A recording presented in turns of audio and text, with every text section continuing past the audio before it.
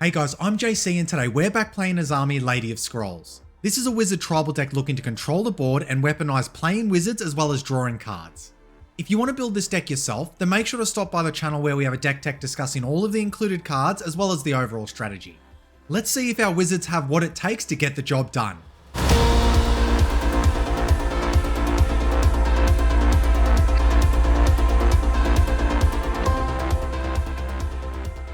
Alrighty guys, let's see who we're playing today. We have Gisa and Geralf, we have Raiyuu Storm's Edge, and finally we have Aryel Knight of Windgrace. Okay, if we take a look at our opening hand, we can't keep it, we've only got one land, so let's mulligan that. The second hand does look better, we have 4 lands, which is really great to have with Walking Atlas. We've got a Steal effect, which I'm always a very big fan of, and we also have some card draw in Archmage Emeritus. Not really online at the moment, but I'm never too sad to see an Archmage, so let's keep this. Alright, we draw a Sigil Tracer for turn. Well, let's hope we do get to be able to activate that at some point in the game. So let's just start by playing our island for turn, and then we'll pass it over. Gisa plays a land for turn. Next, they play a Sol Ring, and then they end the turn there. Raiyuu plays a land for turn. Now they cycle Cast Out, and that's going to be it for them. Aryel plays a tap land for turn, a Windbrisk Heights. So they'll be able to hide away 4 and they can pay 1 white and tap it. You may play the exiled card without paying its mana cost if you attack with 3 or more creatures this turn. And that is it for them. We draw a Docent of Perfection for turn. So let's start by playing our island, and we'll get down our Walking Atlas. And from here, we'll wait until we see what our opponents play out, and we may want to play our Sower of Temptation, if there ends up being maybe a commander that hits the battlefield that we get a little nervous about. But that's going to be it for us. Gisa plays a land for turn. And now they cast their commander. When Gisa and Geralf ETBs mill 4 cards, once during each of your turns you may cast a zombie creature spell from your graveyard. So now its ETB goes on the stack. Let's have a look at what hits their graveyard. An Unbreathing Horde, we have a Liliana's Devotee and a Lazaptep Reaver. And that is it for the Gisa player. Raiyuu plays a land. Next they cast a Mana Crypt. Now they also cast their commander. It has first strike. Whenever a samurai or warrior you control attacks alone, untap it. If it's the first combat phase of the turn, there is an additional combat phase after this phase. And they end the turn there. They start by playing a tap land for turn and a Myria the Sky Ruin. So once they do get 7 planes, they will be able to reanimate a creature. But they're going to be pretty far from that at the moment. And it looks like that is going to be it for their turn. We draw an Aether Channeler. Let's start by playing our land for turn. Next, we'll activate our Walking Atlas. We'll put our Manamo into play. Now, I don't think I want to steal any commanders just yet, and I really want to be able to get Azami down hopefully next turn. So as much as I don't like to do it, I think we're going to actually have to use Aether Channeler here. And where I normally use this as an interactive piece, I think we might actually cast it to draw a card. Try to make sure we hit our land drop next turn. So let's do that. It also won't make us look too threatening to our opponents at the moment. In addition, it also does make a good blocker in case the Raiyuu player does do something explosive with their commander and surprises us out of nowhere. So let's draw a card. We just get ourselves a Snapcaster Mage, and then we'll pass it over. We just have to keep our fingers crossed that we do actually draw a land next turn. Gisa plays a land for turn. Then they cast their Lazaptep Reaver from their graveyard, so when it ETBs, they get to amass 1. Next, they cast a Loyal Subordinate. It has Menace at the beginning of combat on your turn. If you control your commander, each opponent loses 3 life. So now they move to combat, that does trigger their Subordinate. So each opponent's going to lose 3. Let's see where they swing their commander. If they do swing, it looks like their commander's coming our way. We're going to take the damage because we want to use our channeler to actually draw cards once Azami hits the field. And that is going to be it for their turn. On Raiyuu's upkeep, their Mana Crypt triggers. They win the flip so they don't take 3 damage. Next, they play a land for turn. It comes into play untapped, so they lose 2 life. And now they cast a gamble. Search your library for a card, put that card into your hand, discard a card at random, then shuffle. Okay, well, let's see what they do after randomly discard here. And they discard a Furnace of Wrath. Alright, well, I don't know if that's what they tutored for, but that's certainly a good card to hit the bin. And next, they cast a Wheel of Fortune. Each player discards their hand, then draws 7 cards. Alright, well, it's not the absolute worst for us. I mean, we did have some good cards in hand, but we really wanted to assure Azami comes down next turn, so maybe this is going to guarantee that she does. And some more lands is certainly going to help our Walking Atlas. Okay, well, there's our lands. So this isn't a bad draw at all. We do have a way to return some instants and sorceries. some cost reduction. We do have a win con in hand, a very slow win con though. So not too bad overall. It probably has helped the Gisa player, however. Looks like they do mill a powerful card in Overseer of the Damned.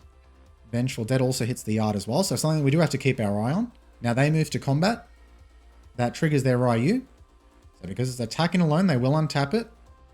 Let's see who they're attacking here. And unfortunately, it's us once again.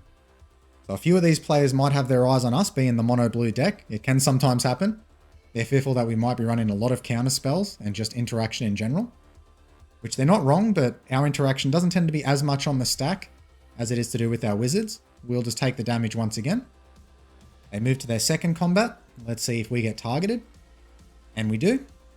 So that will put us down to 27. And that is going to be it for their turn. Aryel plays a land for turn. Now they cast a Dauntless Bodyguard. As it ETBs, choose another creature you control. You can sack it. The chosen creature gains indestructible until end of turn. So it looks like they're just playing that out as a body at the moment. And next they cast Call the Bloodline. An enchantment, 1 and discard a card. Create a 1/1 black vampire knight creature token with lifelink. Activate only once each turn.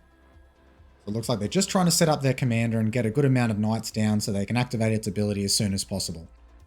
But that is it for the Aryel player. We draw a counterspell for turn. So let's start by playing our land. And then we'll get down our commander Azami. Then from here we'll just pass the turn and hope that we don't receive too many beats from our opponents. Because right now our creatures don't make great blockers at all. Gisa starts by playing a land. Then they cast a Curse of Disturbance. Enchant player, whenever enchanted player is attacked, create a 2/2 black zombie creature token. Each opponent attacking that player does the same. Well, I don't like that one because I have a really bad feeling that's going to be put on us, seeing as we've been the prime targets for attacks. Oh no, this is actually targeting the Aryel player. Oh, we can breathe a sigh of relief there. I really thought that was going to go on us. Now they cast Unbreathing Horde from their graveyard. Unbreathing Horde ETBs with a 1/1 counter on it for each other zombie you control and each zombie card in your graveyard. If it would be dealt damage, prevent that damage and remove a 1/1 counter from it. So it comes in as a 4/4. Now they move to combat their subordinate triggers, making us each lose 3 life once again. Our life totals drop in a little faster than I'd like, especially on turn 4. So we may have to actually start blocking with our wizard soon, just to preserve it a little bit because we don't have many ways of gaining life in this deck. Alright, let's see where their creatures go. You know, one's certainly going to go towards the Aryel player, so they make their zombie. And they send their commander towards Aryel. And it looks like that's going to be it. That triggers their Curse of Disturbance. So they make a 2/2. Aryel just takes the damage, knocking them down to 30. And that is it for Gisa. Mana Crypt triggers on Raiyuu's upkeep. They lose the flip, taking 3 damage. Then they cast Key to the City.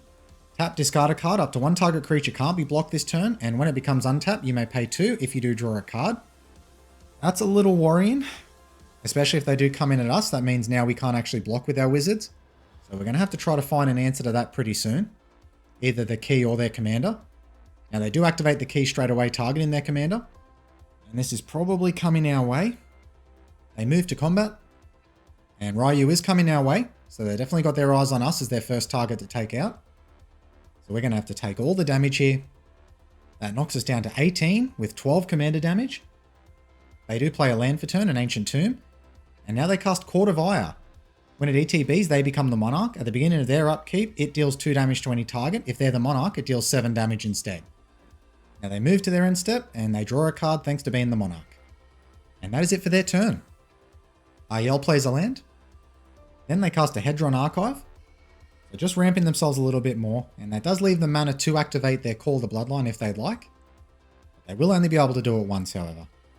And they are tapping it down, so it looks like they may be activating it here. And that's exactly what they do.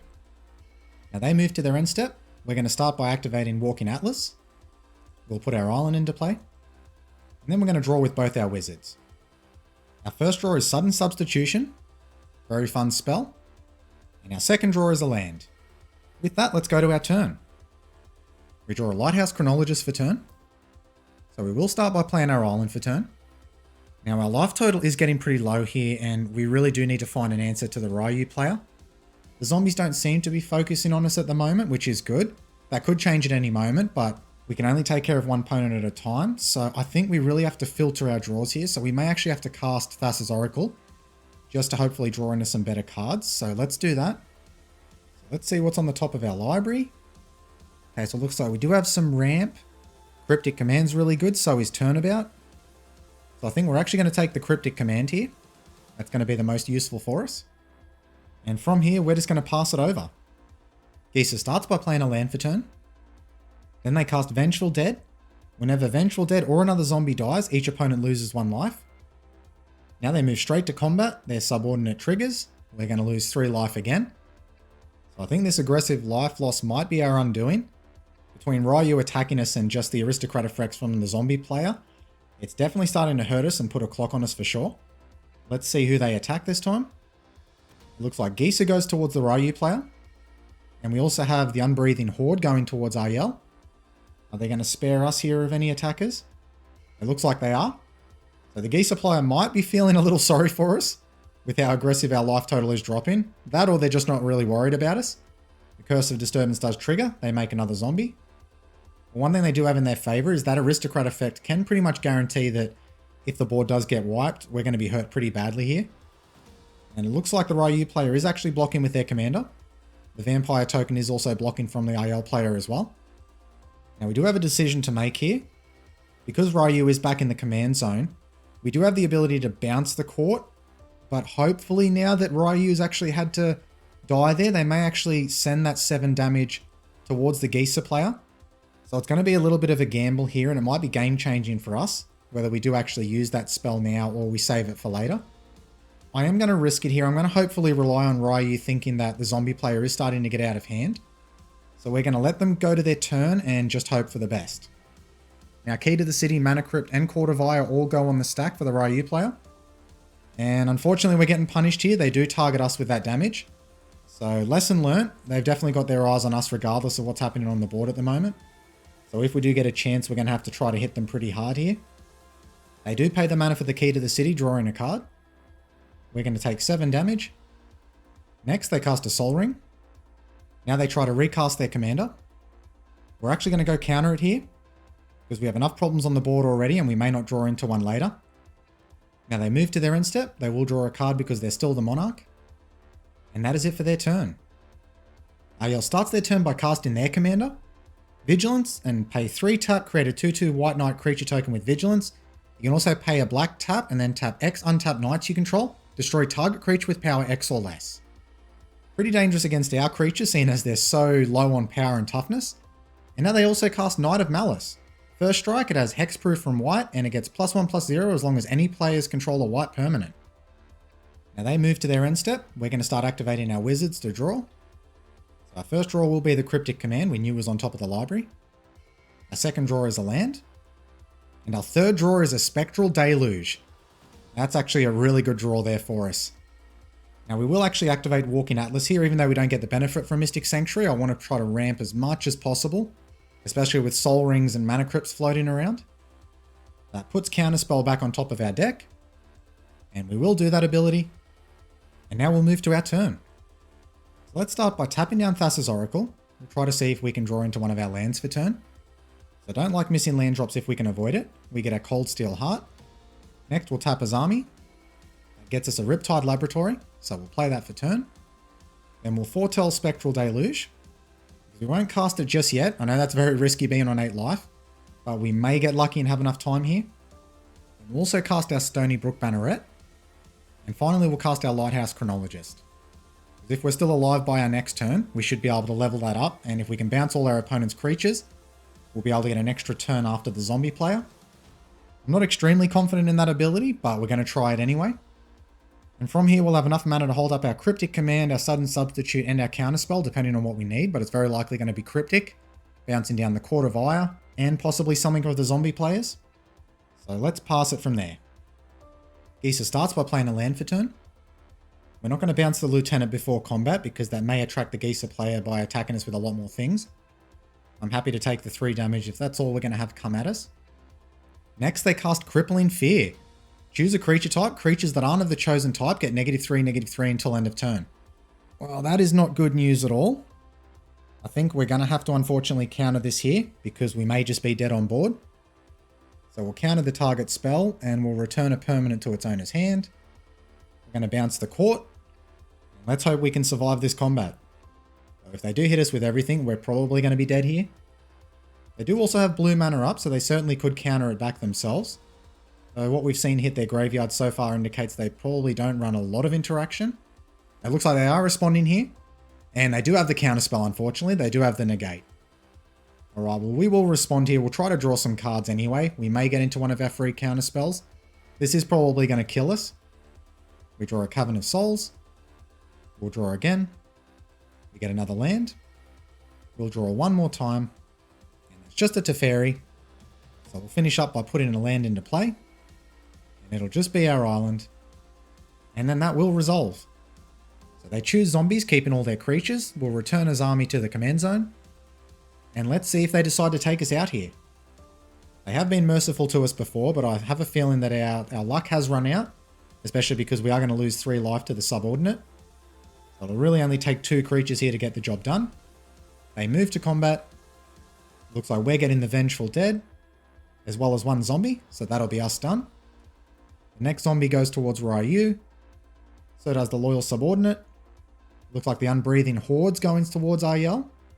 And that is going to be it. That triggers Curse of Disturbance. They'll make a 2/2 zombie. Looks like we have a response from the Raiyuu player. They are activating their Key to the City, targeting the Unbreathing Horde to make it unblockable this turn.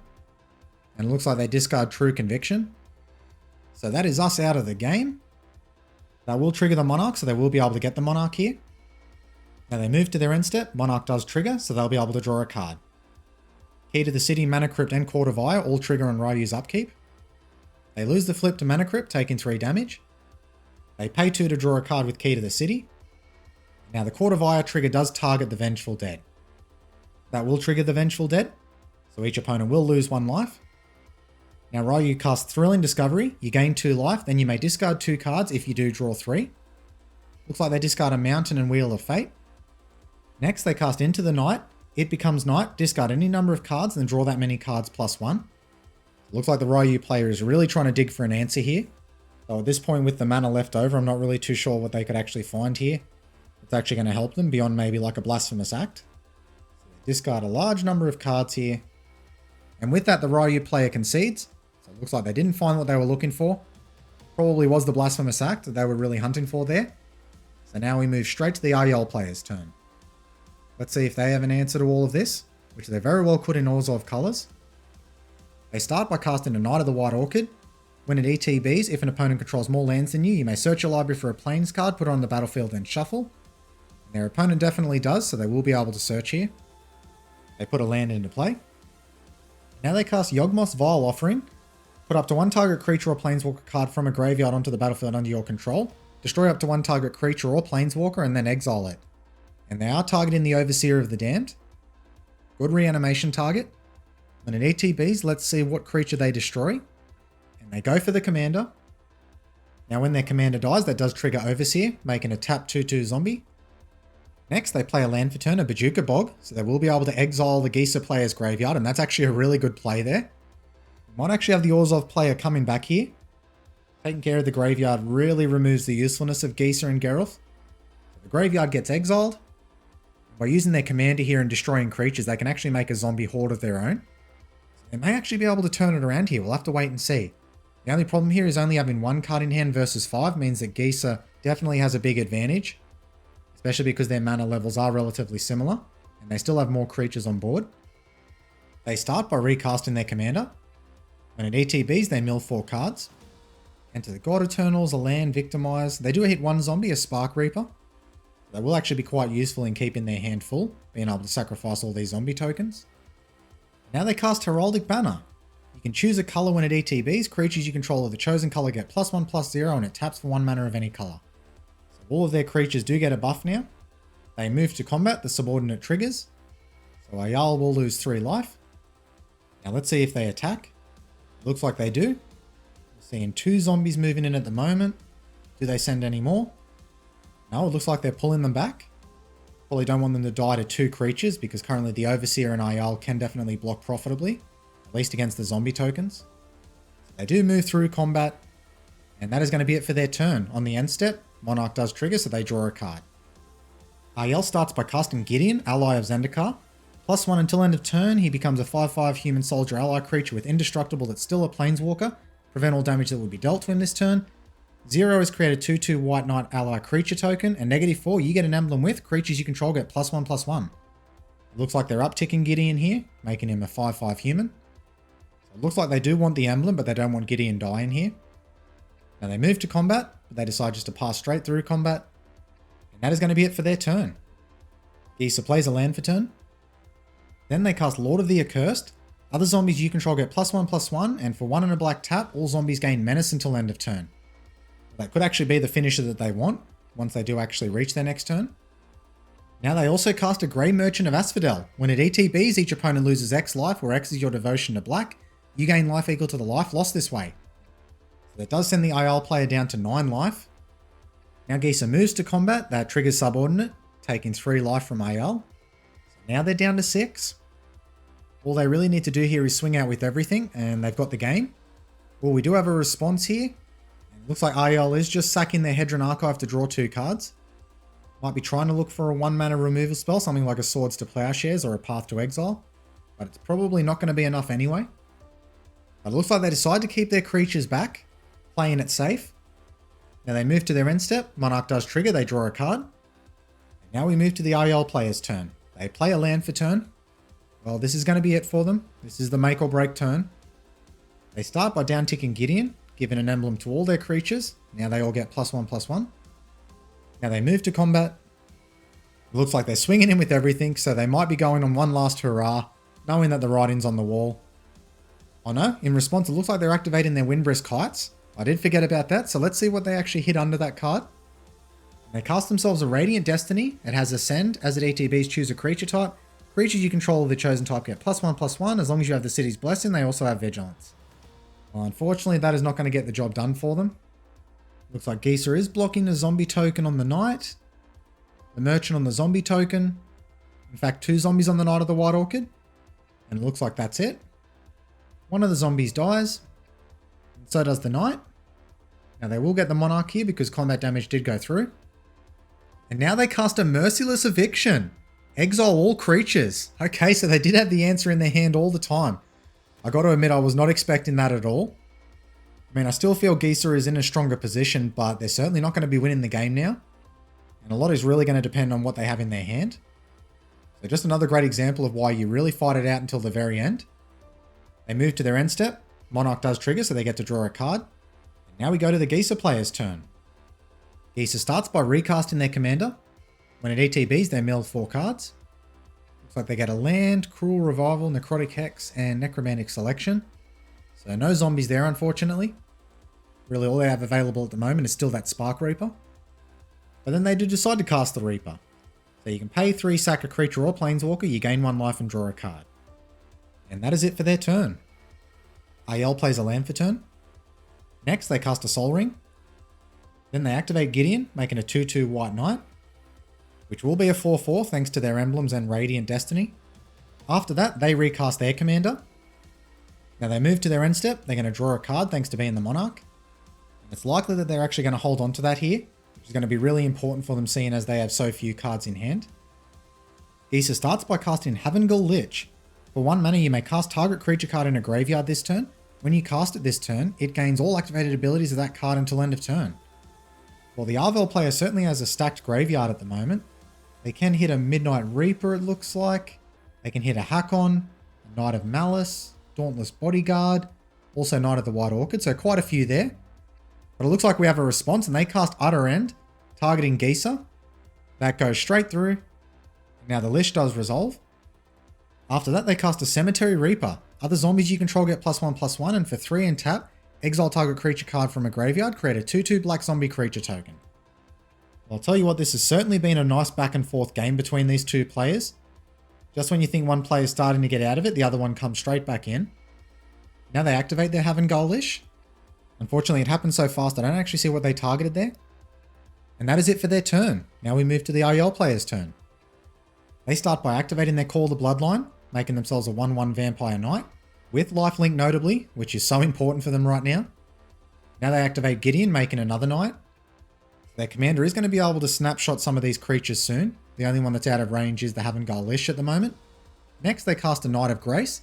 It has First Strike, Hexproof from black, which is really important, and it gets +1/+0 as long as any player controls a black permanent. The knights are really starting to go wide here. Now they move to combat. Do they attack? It looks like they don't. Of course, they can activate their commander's ability at any time here. In their second main phase, they cast Hakon Stromgold Scourge. You may cast it from your graveyard, but not from anywhere else. As long as it's on the battlefield, you may cast knight spells from your graveyard, and when it dies, you lose 2 life. Well, unless the Gisa player has some form of board wipe in their hand, my money is actually starting to go on the Orzhov player here. Just having access to that recursion piece as well as ways to make their tokens each turn is starting to set them really far ahead. Next, they recast their Knight of the White Orchid from the graveyard. It won't trigger because they do have more lands than their opponent.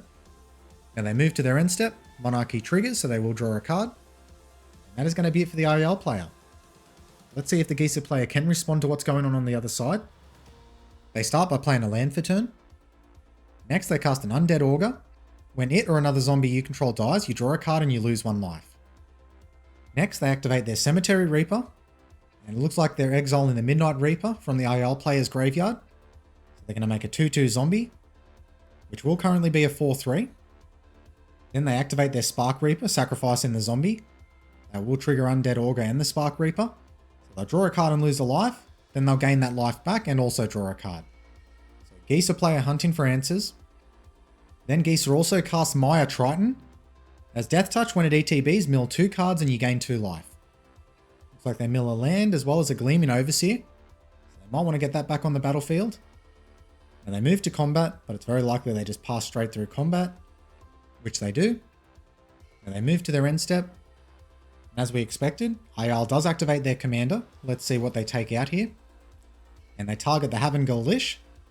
So now it will get destroyed. That will trigger Undead Augur, however, so they'll be able to lose a life and draw a card. Now we move to Aryel's turn. They start by casting Diabolic Tutor. Okay, well, being able to get any card in their deck is very powerful here. Let's see what they find that really hurts the Gisa player. And now they cast Anointed Procession, which is the card I'm assuming they tutored for. If an effect would create 1 or more tokens under your control, it creates twice that many of those tokens instead. So it looks like Aryel's opted for flooding the board with tokens. Now they activate Gideon, making 2 2/2 White Knight ally creature tokens. So as long as they can keep that Gideon around, they're going to be able to keep spitting out tokens turn after turn. Now they move to combat. They decide to pass through combat, not attacking with anything. They move to their end step, Monarchy triggers, they're going to draw a card. Now we move to the Gisa player's turn. Gisa begins their turn by recasting their commander. When it ETBs, they're going to mill 4. They've really got to hope to hit something good here. Looks like they get a land. They do get a Fleshbag Marauder, but it's probably not going to do much on the board state and just another 2 lands. Then they cast a Vizier of the Scorpion. When it ETBs, amass 1, and very importantly, zombie tokens you control have Death Touch. That's going to make attacking a lot harder for the Aryel player now. Though of course they certainly can remove it with their commander. The Gisa player is starting to play more and more creatures that do become must-remove targets. They certainly don't want to leave the Undead Vizier out there because it's just accruing them more and more card advantage, which they may eventually be able to draw into the right answer to take care of what Aryel's doing over here. They pass through combat. Now they move to their end step. Let's see which creature gets killed here. Unless of course they just decide to make some tokens. But it looks like they opt for murder and they're just targeting Gisa and Geralf. And now we move to their turn. They start by playing a land for turn. Next, they cast a Helm of the Host. At the beginning of combat on your turn, create a token that's a copy of equipped creature, except the token isn't legendary, that token gains haste. That is a very strong value piece on the current board state. Being able to copy their commander means they're going to be able to kill multiple creatures now per turn. So this may be the card that actually swings the game in their favor. Next, they activate Gideon, making 2 knights. And it looks like the Gisa player has seen enough and they concede the game right there. All right, guys. That is the game done. Let's go to the review and discuss what happened. Well, that was a pretty tough game for our deck. Our life total got pressured early, and the focus from the Raiyuu player forced us to use our interaction on them, allowing the Gisa player to develop a lethal board state. I don't know if there was much that we could have done differently that would have changed the outcome of this game. Perhaps using the Aether Channeler to bounce Raiyuu's commander instead of drawing a card may have bought us more time. Regardless, once we were gone and it became a 1v1, it was very back and forth and it became quite a pleasure to watch. But in the end, it was the Knights that were able to develop some overwhelming value and then eventually take the game. Well, that's it from me today. It was just by chance that this game happened to be tribe versus tribe, but it was quite enjoyable to play and I hope it was enjoyable to watch. Until next time, guys.